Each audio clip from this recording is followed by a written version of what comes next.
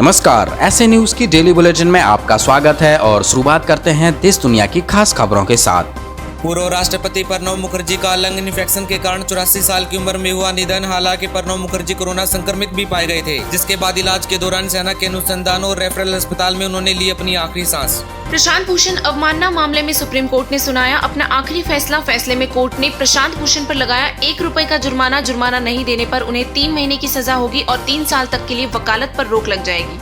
Mumbai international airport में Adani group ने खरीदी 74% हिस्सेदारी। इसके अलावा लेन देन के तहत अडानी समूह जीवीके समूह की 50.5% हिस्सेदारी का अधिग्रहण करेगा। साथ ही दक्षिण अफ्रीका की कंपनी ACSA और बिडवेस्ट की 23.5% हिस्सेदारी का भी अधिग्रहण करेगा।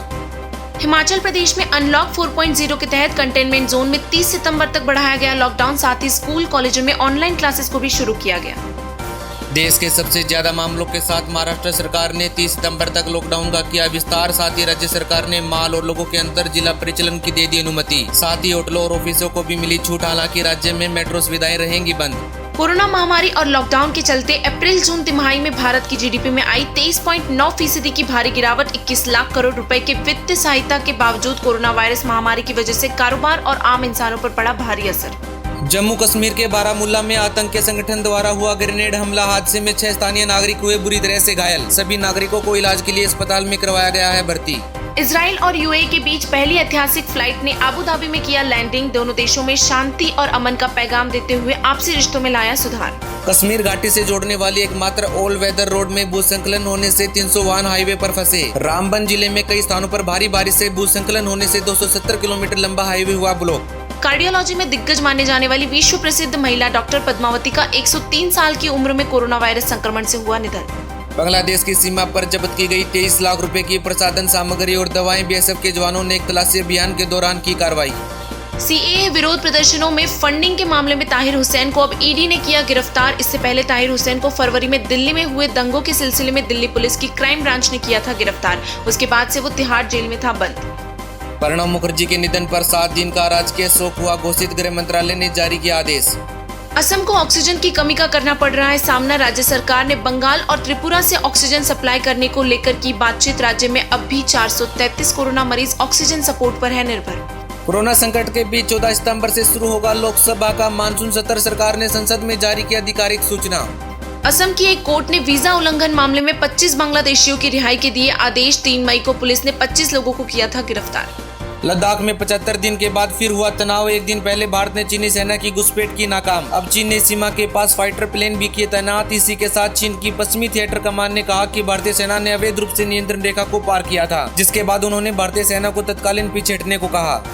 PM मोदी के मन की बात को YouTube पर मिले लाइक से 3 गुना अधिक डिसलाइक्स। करीब 6 लाख डिसलाइक्स और 35,000 कमेंट्स के साथ लोगों ने JEE और नीट की परीक्षाओं को रद्द न करने पर जताई नाराजगी। डिसलाइक्स बढ़ने का सिलसिला अभी भी है जारी।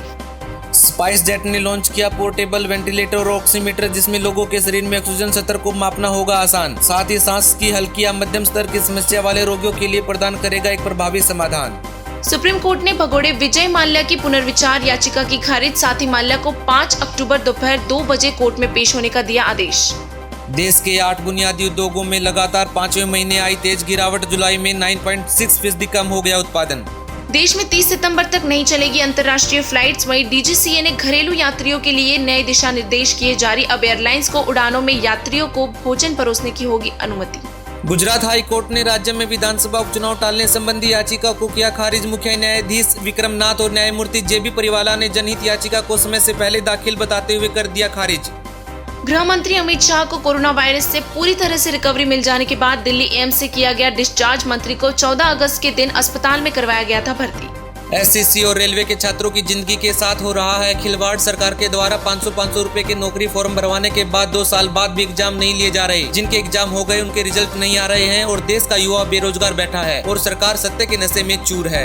JEE SSC RRB के छात्रों में देखने को मिल रहा है भारी रोष, जिसके चलते छात्रों ने ट्विटर पर speak up for SSC railway students trend करवाकर सरकार को चेताया। छात्रों ने सरकार से कहा कि पुरानी परीक्षाओं के परिणाम करे घोषित तथा छात्रों के हितों को ध्यान में रखकर उन्हें रोजगार दिया जाए। और आज का सवाल, श्राद्ध पूजा क्या है और क्या श्राद्ध पूजा का विवरण हमारे शास्त्रों में है? अपना जवाब कमेंट करके जरूर बताएं।